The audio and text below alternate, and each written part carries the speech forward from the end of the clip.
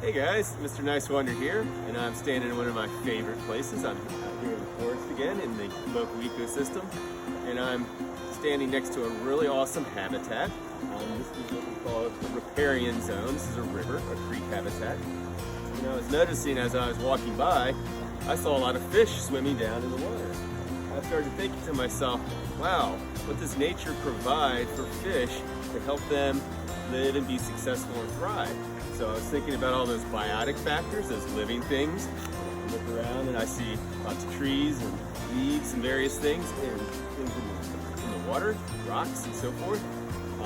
And those non-living things, the rocks, the temperature, the water. So how does nature provide and keep those things in balance so that those fish can thrive and survive?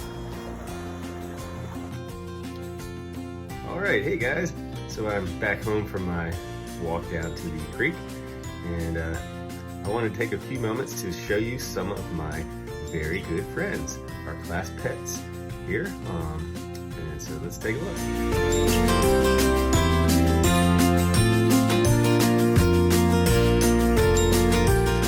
All right, so these are some fish I got last year. Here you are. We've got several different fish. The one over there in the corner with the white nose, her name's Bubbles. Big one there, that's Gil. Say hi to Gil. The one that's right there looking at me right now is Flipperina. So say hi to Flipperina. And finally, this fella right here, that's Finn. So we got Bubbles, Gil, Flipperina, and Finn.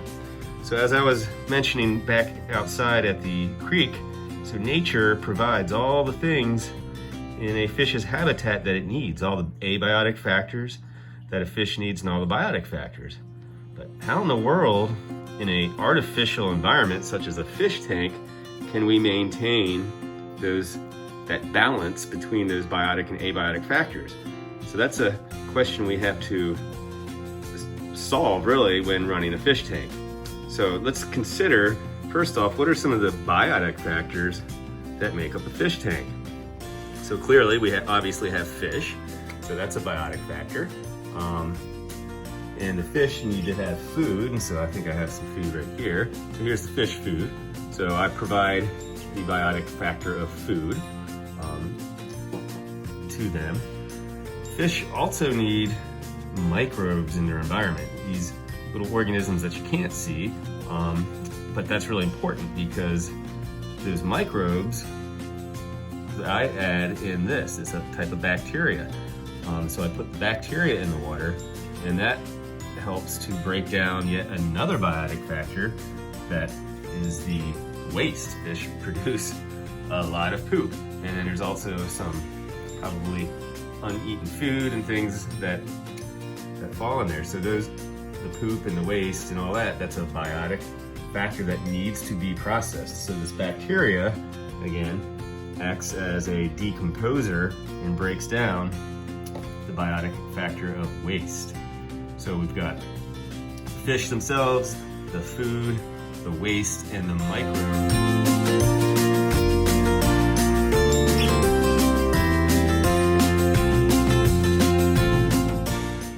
So those are the biotic factors.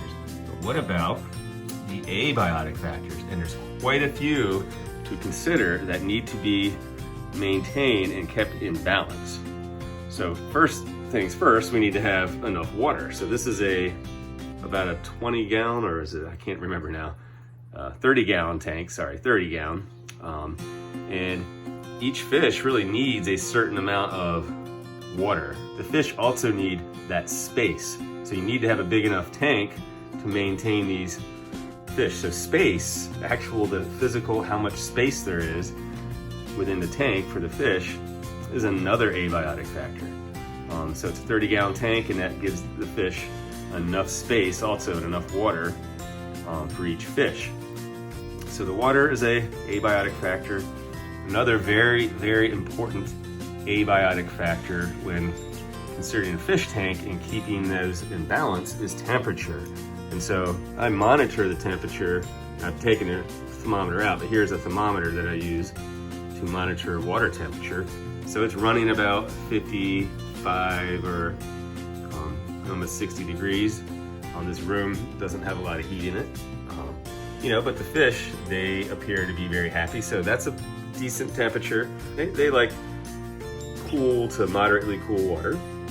And so I've provided that for them. Now let's say it gets really, really cold.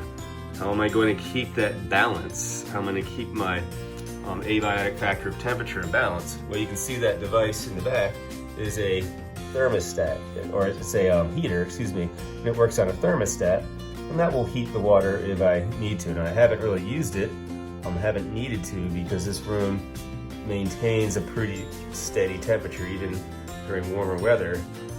So we've got the water, having enough space, temperature, really, really important.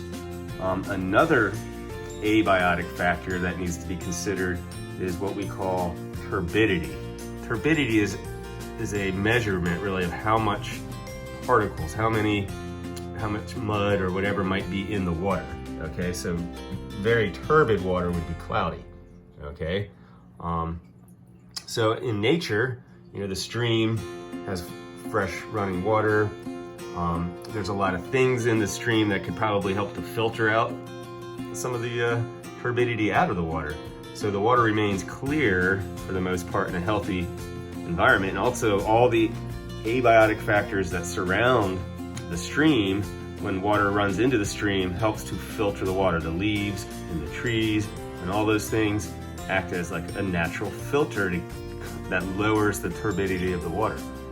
How do we take care of that in a fish tank? Well, I have a filter. And you can see it running up here, and it's kind of dirty right now. I did clean it the other day, but I need to do some more work on it. And you can't really see the inner workings of that filter. But we have a mechanical pump that constantly runs water through the filter. And so here's an example of one of those filters, and it has charcoal in it. So in nature, again, like the leaves and the brush and the stuff along the banks of the stream, and you know, packs of leaves and sticks in the stream act as a natural filter. Well, here we have to provide an artificial filter to do that job, to keep the turbidity of the water low. Because fish don't want to, you know, or they can live in it, but it's not as good for them if the water's constantly muddy and cloudy. It gets in their gills, and it's not healthy. And then you don't have that good balance. So turbidity is another abiotic factor. But wait, there are so many more.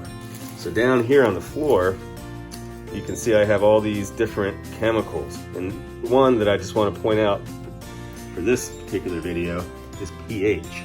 So pH, and this is a test solution, so I can test the pH. So pH is something that describes how acidic water or a substance is. In this case, we're going to talk about water. It's a measurement of the acidity of the water, and that has to be in balance. It can fluctuate a little bit, but if it gets way out of balance, that's not going to be good for the fish. It's going to cause them damage to their gills and to their skin. So pH can be measured by using that test kit, and you get a sample of water.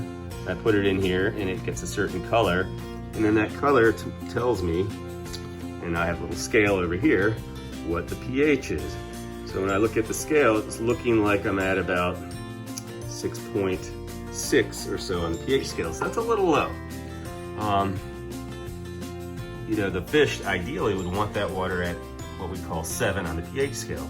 So it's a little low, so I may have to consider what can I do to bring that back into balance. And I can add various chemicals and things to try to balance out the pH. But that's a really important thing. You'll also see all these other test kits for other chemicals. So there's a lot of chemicals in the water that are abiotic factors that need to be in balance in order for the fish to be healthy. And so that's really important. So we've talked about the water, the amount of water, the temperature of the water, the amount of space the fish have. We talked about turbidity and how to keep the water clear and filtered in a fish tank. And we just now talked about the chemical composition of the water. There's a final chemical that's critical. Without this, nothing can survive, and that has to do with oxygen. So fish need oxygen just like we do to breathe. And of course, fish breathe the oxygen and get their oxygen from the water, and their gills pick up that oxygen out of the water. So we have to maintain and make sure the oxygen levels in the water are appropriate. And so one of the things you can see happening is as that filter is operating, it does actually bubble the water a little bit. And so those bubbles of air, some of that oxygen dissolves into the water. Not all the bubbles do. Some of them go up to the surface, but a lot of that oxygen from those bubbles is dissolving into the water. And that's really important to maintain proper oxygen levels. And one of the things we can do is look at the fish and see how they're behaving. We can tell if the oxygen levels are reasonable or not. If the fish are really sluggish and they're not moving, then that could be a sign that the oxygen levels are low. If the fish are really active and moving about, that's a sign that there's a decent amount of oxygen. There are chemicals that we can use to test for what we call dissolved oxygen and see how much of that oxygen is in the water. Now, of course, in nature, in a stream, the water's flowing, and so that natural bubbling and rapids and things is going to, help to add and oxygenate, aerate that water. So there are a lot of biotic and abiotic factors that have to be maintained in good balance in a fish.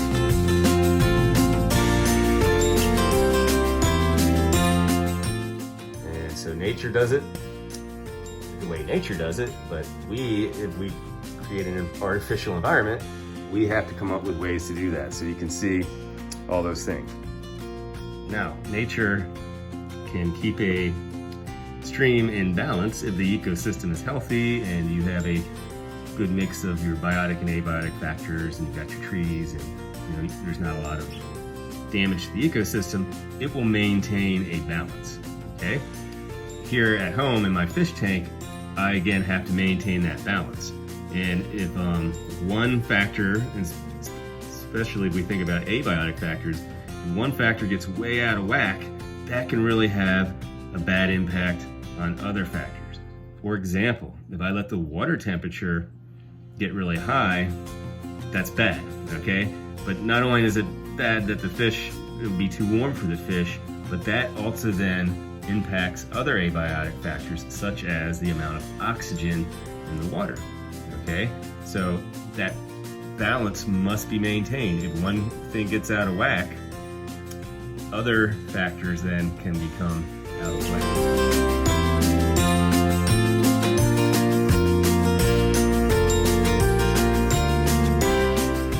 Or on the abiotic side, or the biotic side, if I don't add the bacteria, and the waste builds up, that's going to cause bad things. Some of the chemicals are going to get out of whack.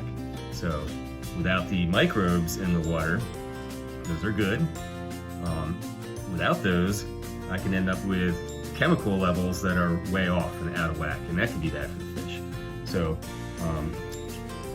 gotta maintain those factors. But again, I think temperature and oxygen are really two big important ones in a fish tank that you have to really pay attention to.